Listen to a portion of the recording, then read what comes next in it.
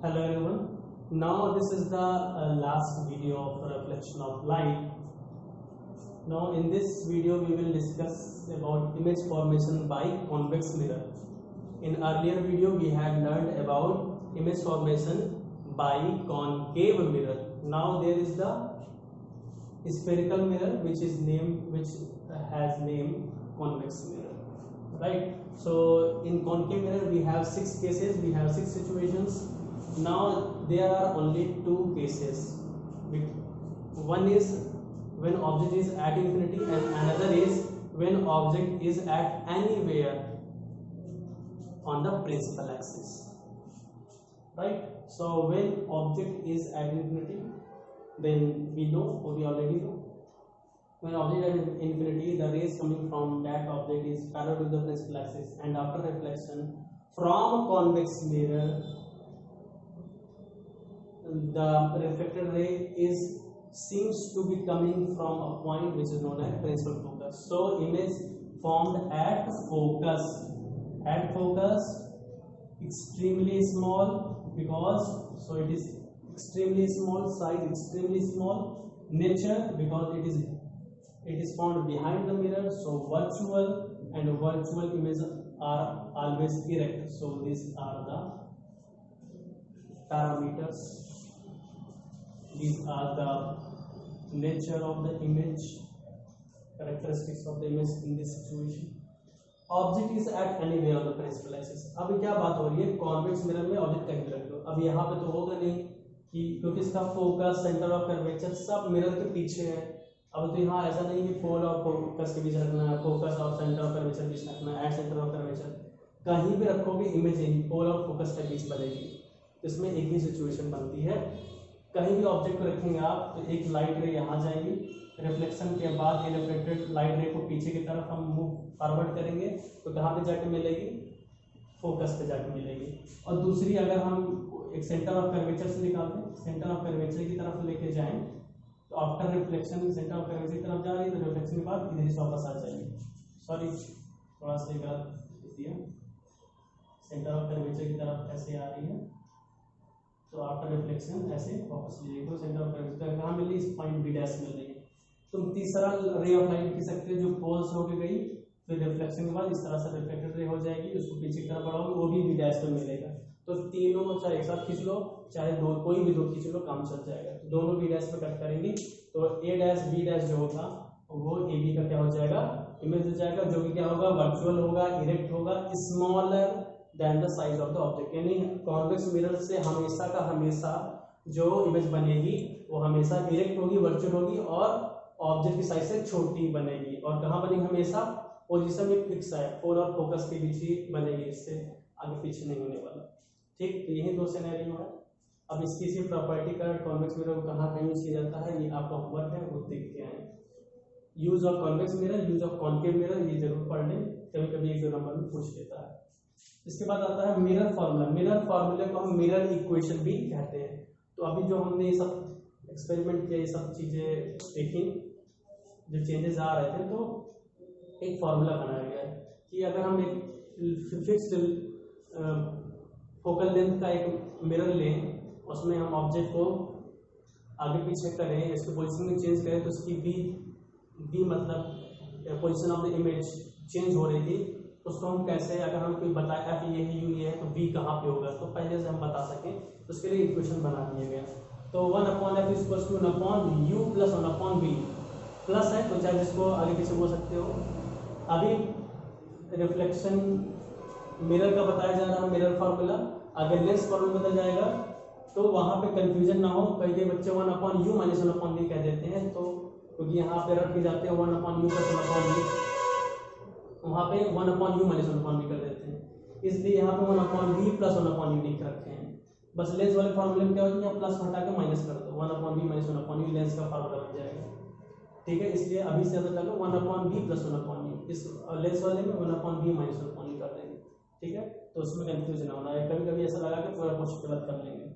तो ये हो जाता है मिरर इक्वेशन. तो यू बी एफ में रिलेशनशिप क्या होती है फॉर अ मिरर, तब भी ये फॉर्मूला लिखेंगे. मिरर इक्वेशन क्या होती है तब भी बताएंगे. मिरर फॉर्मूला में तो तब नहीं बताएंगे, 3-4 तरीके से पूछा सकता है। What is the relation between UV and F for spectral mirror, तो यही होती है रिलेशनशिप। तो एक रिलेशनशिप स्टैब्लिश किया गया, वो हमें ये मिला। इसमें कुछ एजम्पशन किया गया है। एजम्पशन ये कर रहे हैं कि जो हमारा मिरर है उसका अपर्चर क्या है, स्मॉल है। एक बात देखी गई है, 3-4 है, लेकिन जो काम की बात है वो अपर्चर बहुत स्मॉल रख के किया गया है, तभी ये फॉर्मूला बन पाया है। और एक चीज़ और कह सकते हैं, और क्या एजम्पशन मेड किया गया है इसमें,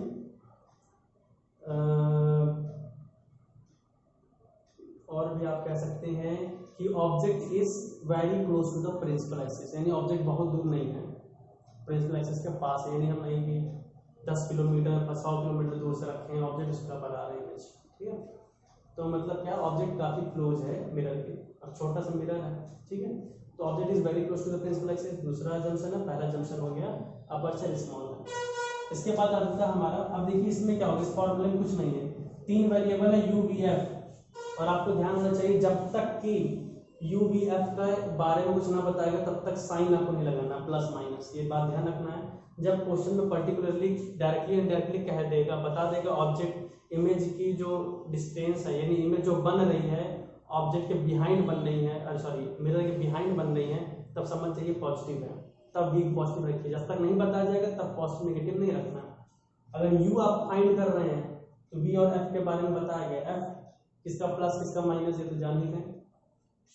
देखो इसका फोकल लेंथ क्या है, कॉन्वेक्स का, इधर साइड है राइट साइड, तो फोकल लेंथ कॉन्वेक्स का पॉजिटिव होता है और कॉनकेव का क्या होगा, नेगेटिव होगा। तो कॉनकेव कॉन्वेक्स मैंने बोल दिया, तो समझ जाइए फोकल लेंथ पॉजिटिव नेगेटिव का आराम से लगा लीजिए। वी के बारे में बताएगा तो उसका साइन कन्वेंशन रख दीजिए, यू निकाल लीजिए, तो यू अपने आप नेगेटिव आएगा। अगर पहले से कोई साइन से खुरापात कर देंगे तो लास्ट में दिक्कत हो जाएगी, मैग्नीट्यूड हो सकता है सेम आ जाए लेकिन साइन आपका उल्टा आने लगेगा। ठीक है, तो साइन के साथ खिलवाड़ नहीं करना। अब यू वी एफ दिया, उसमें से 2 के बारे में आपको बता दें कि कहीं तीसरा फाइंड करो, यही छोटा मोटा क्वेश्चन बन जाता है, 3-4 थोड़ा अच्छे क्वेश्चन बन जाएंगे। अब आ जाता है लीनियर मैग्निफिकेशन। लीनियर मैग्निफिकेशन क्या होता है कि जब हम किसी ऑब्जेक्ट को मिरर के सामने रखते हैं तो इमेज बनती है, तो इमेज कितने गुना ज़्यादा बनी है, कितने टाइम्स है इसकी, 1/2 टाइम्स है मतलब छोटी होगी, 2 टाइम्स है तो उससे बड़ी होगी। तो मतलब ऑब्जेक्ट की इमेज का और ऑब्जेक्ट का जो रेशियो होता है वही हम मैग्निफिकेशन, यानी उस ऑब्जेक्ट जब मिरर के सामने रखे तो उसे कितना मैग्नीफाई किया, कितना लीनियरली मैग्निफिकेशन हुआ।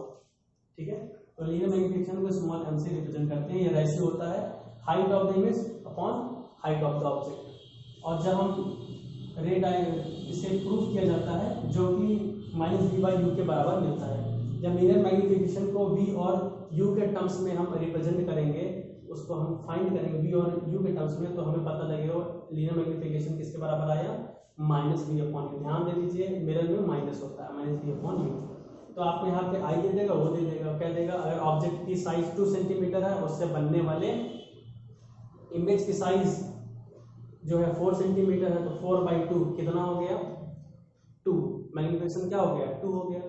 अगर हम बोले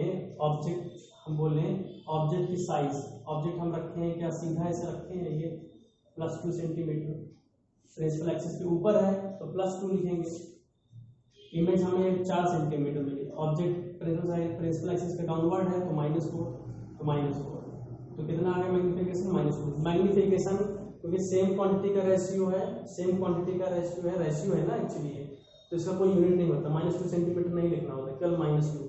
और माइनस क्या बता रहा है, अगर माइनस आ गया तो मतलब इमेज क्या है, मैग्निफिकेशन नेगेटिव है, मतलब inverted real and inverted image. अगर मैग्निफिकेशन पॉजिटिव है तो इमेज जो है वर्चुअल और इरेक्ट है, ये बात ध्यान रखना। ठीक है, ये सब चीज हो गया। अब अगला इसमें v और u दे देगा, तब पूछ लेगा, तो ये सब आप कर लोगे आराम से।